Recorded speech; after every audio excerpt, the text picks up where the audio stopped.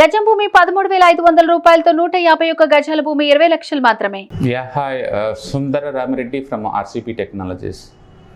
చాలామంది ఈరోజు మార్కెట్ ఒక్కసారిగా 1.5% నిఫ్టీ ఆర్ సెన్సెక్స్ డ్రాప్ అయిన తర్వాత and micro cap and small caps more than 3% down అయిన తర్వాత మార్కెట్ ఇంకా డౌన్ ట్రెండ్ స్టార్ట్ అవుతే ఏమవుతుందని ప్యానిక్ అవుతూ ఉంటున్నారండి.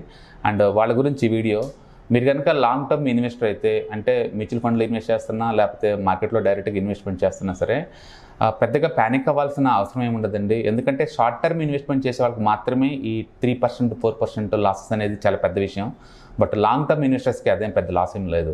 ఒకవేళ కనుక మీరు ఆల్రెడీ లాస్ట్ 10 years నుంచి మార్కెట్లో కనుక ఉంటుంటే, ఒకవేళ మార్కెట్ 10% పడితే మీ పోర్ట్ఫోలియో ఎంత లాస్ అవుతుంది, 20% పడితే ఎంత లాస్ అవుతుంది, 30% పడితే ఎంత లాస్ అవుతుందో మనం ఇప్పుడు చూద్దామండి. ఓకే, నేను ఎగ్జాంపుల్ కోసం ఇక్కడ ఏంటంటే ఈ ఇండెక్స్లో మాత్రం తీసుకున్నాను, స్పెసిఫిక్ స్టాక్స్ని తీసుకోలేదు.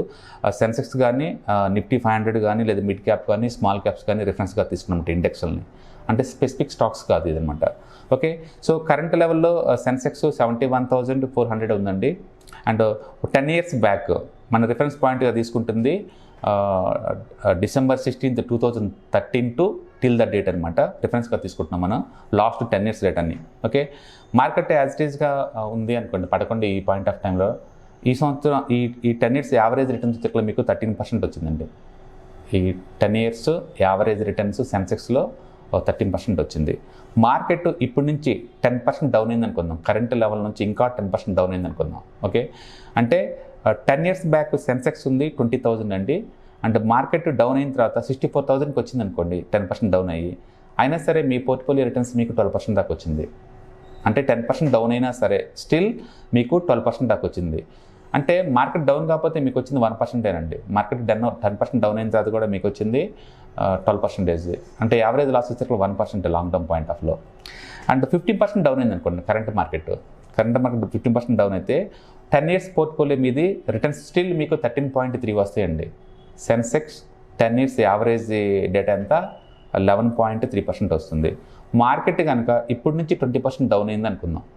మీరు 10 years బ్యాక్ ఇన్వెస్ట్మెంట్ చేస్తుంటే కనుక అప్పట్లో మార్కెట్ 20,000 ఉంది సెన్సెక్స్. అండ్ 20% డ్రాప్ అయిన తర్వాత మార్కెట్ 57,000కి వెళ్ళిపోతుంది సెన్సెక్స్. అప్పుడు స్టిల్ మీ పోర్ట్ఫోలియో రిటర్న్స్ వచ్చేసరికల్లా 10.7% అండి, పెద్ద తేడా ఏం లేదు. లేదా మార్కెట్ 25% డ్రాప్ అయింది అనుకోండి, 10 years బ్యాక్ సెన్సెక్స్ ఉంది 20,000 అండి. అండ్ 25% ఇప్పటి నుంచి డ్రాప్ అయిన తర్వాత 53,000 అవుతుందండి సెన్సెక్స్కి. అప్పుడు మీ సిఏజిఆర్, మీ పోర్ట్ఫోలియో సిఏజిఆర్ 10% వస్తుంది.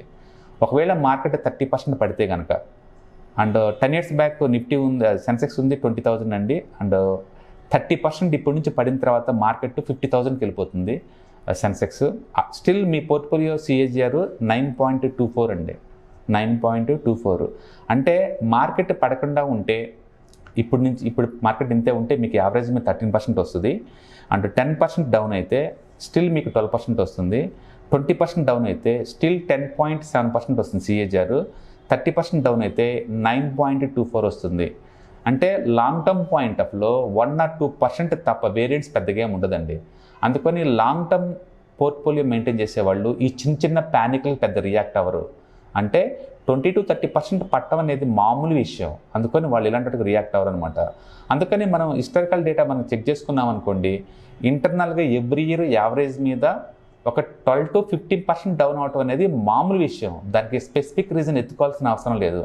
చాలామంది అనుకుంటారు ఈ కోవిడ్ మళ్ళీ కేసులు వస్తున్నాయి కాబట్టి మార్కెట్ పడిందని, లేకపోతే మార్కెట్ ఓవర్గా పెరిగిందని మార్కెట్ పడిందని, లేకపోతే పొలిటికల్గా సప్లై చైన్ డిస్టర్బెన్స్ అవుతుంది, సముద్రంలో దొంగలు అటాక్ల వల్ల షిప్ల మీద అనుకుంటారు దానివల్లని, ఇలా రకరకాల రీజన్స్ చెప్తారు. రీజన్స్ ఏవైనా కానీ మార్కెట్ పట్టం అనేది ఎవ్రీ ఇయర్ ఇంట్రా ఇయర్లో 15% అనేది మామూలు విషయం. దానికి మనం ఎలాంటి రీజన్స్ ఎత్తుకోవాల్సిన అవసరం లేదు, అది మామూలు విషయం.